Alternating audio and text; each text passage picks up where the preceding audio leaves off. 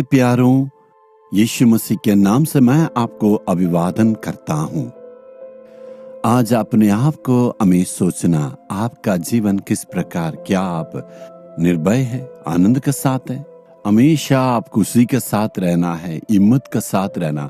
इसी कारण से प्रभु आपसे बातें किया है। यदि यीशु मसीह आपका साथ है तो आपको ये कहना नहीं है मेरे दिल में डर है, मुसीबत है। ऐसे कहने से क्या यीशु मसीह आपके साथ में है? यदि अपने जीवन में यीशु के साथ चलने के अनुभव में आप आने से सारी परिस्थितियों में हमेशा हिम्मत में रहेंगे। वो वादा करता है, हमें सलाह देता है। आज वो वादा करता है भजन 121 का 3 वचन में, वह तेरे पांवों को टलने न देगा, तेरा रक्षक कभी भी ना ऊँगेगा। परमेश्वर हमारा रक्षक है, वो कभी ऊँगेगा नहीं। जब मनुष्य काम करते हैं, थक जाते हैं तो थोड़ा रात में आराम करते हैं, वो जरूरी है। लेकिन क्या परमेश्वर सोने वाले हैं? नहीं है। सोने वाले कभी भी परमेश्वर नहीं हो सकते।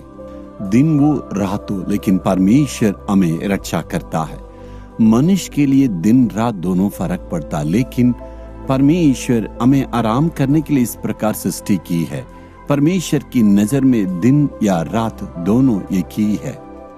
यदि आपसे कोई कहता है भगवान सो रहा, परमेश्वर सो रहा, सोने वाला कभी भी परमेश्वर नहीं है, इसे जान लीजिए। प्रभु दिन रात हमें रक्षा करने वाले हैं।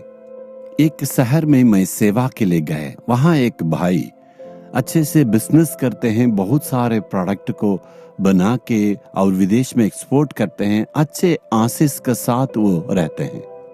एक दिन रात के 2 बजे में परमेश्वर ने उन्हें जगाया। ये अच्छे आत्मिक व्यक्ति थे, परमेश्वर की वाणी को सुनने वाले, उस अनुभव में थे। हल्की बुल्की प्रार्थना करने वाला नहीं है। आत्मिक अनुभव में रहने के चलते उनको समझ में आया परमेश्वर ने हमें जगाया। बिस्तर पर उठ के देखे 2 बजे था, लेकिन परमेश्वर से उन्होंने पूछा प्रभु क्या करना है? तो प्रभु ने कहा उठ के अपने कंपनी में पहले जाओ। पवित्र आत्मा की प्रेरणा मिलने के चलते अपने पत्नी से कहे प्रभु कहता मैं जाना है, तो अपने कार को निकाल के अपने फैक्ट्री पर उन्होंने गया। वो कारखाना रात में नहीं चलता था, दिन में ही चलने वाला, इसलिए वो बंद है। इन्होंने वहां पर जाके खड़े हुए और वहां के सिक्योरिटी ने देखा मालिक तो इतना रात में आए करके बहुत आश्चर्य से उनको देखा। धीरे धीरे सब कुछ जांच रहे थे। इन्होंने कहा जरूर परमेश्वर ने प्रेरणा दिया, जरूर कुछ यहाँ पर बात होगा। सारी बातों को देखने के वक्त में एक जगह में आके देखे, वहां से देखे थोड़ा से आग वहां जल रहा था। वहां इलेक्ट्रिक सर्किट में कुछ लीकेज होने के चलते वहीं उस वक्त आग शुरुआत हुआ था, लेकिन शुरुआत में ही जान के उसको पूरा उन्होंने बुझा दिया। थोड़ा से भी देर होते है तो उस आग लग के पूरा कारखाना जल के भस्म हो जाता। प्रभु ने बचाया। इसलिए हमारा प्रभु ना ऊँगता ना सोता है। ना केवल हमें, हम सारे लोगों को परमेश्वर हमारे वस्तुओं को भी वो रक्षा करता है। वचन में लिखा ना, अय्यूब उनके परिवार को परमेश्वर ने रक्षा किया है। जी हाँ, आप भी विश्वास करें। चाहे यात्रा में आप ट्रेन में जाएं, एरोप्लेन में जाएं और बस में जाएं, आपके ये विश्वास करें परमेश्वर मेरी वो रक्षा करता है। बच्चों को स्कूल भेजने के वक्त में भी आपको ये प्रार्थना करना, परमेश्वर मेरे बच्चों को और सारे जगह में आने जाने में वो मेरी रक्षा करेगा। प्रभु के हाथ में जिम्मेवारी देने से वो रक्षा करने वाले हैं।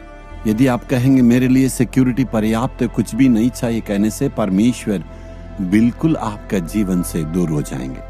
यदि आप कहेंगे हे परमेश्वर तू ही मेरे लिए रक्षक है और मुझे संभालने वाला तू है, तो परमेश्वर आपके पांवों को टलने नहीं देगा और परमेश्वर हमेशा आपको रक्षा करते रहेगा।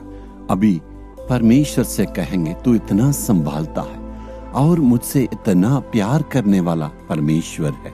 हे प्रभु, हमारे सारे खतरों से और सारे रोगों से, महामारियों से प्रभु हमें बचाने के लिए दिन रात तू जागे रहता है, हमेशा हमारी सुरक्षा पर ध्यान देता है। प्रभु धन्यवाद हो। यीशु के नाम में आमीन आमीन।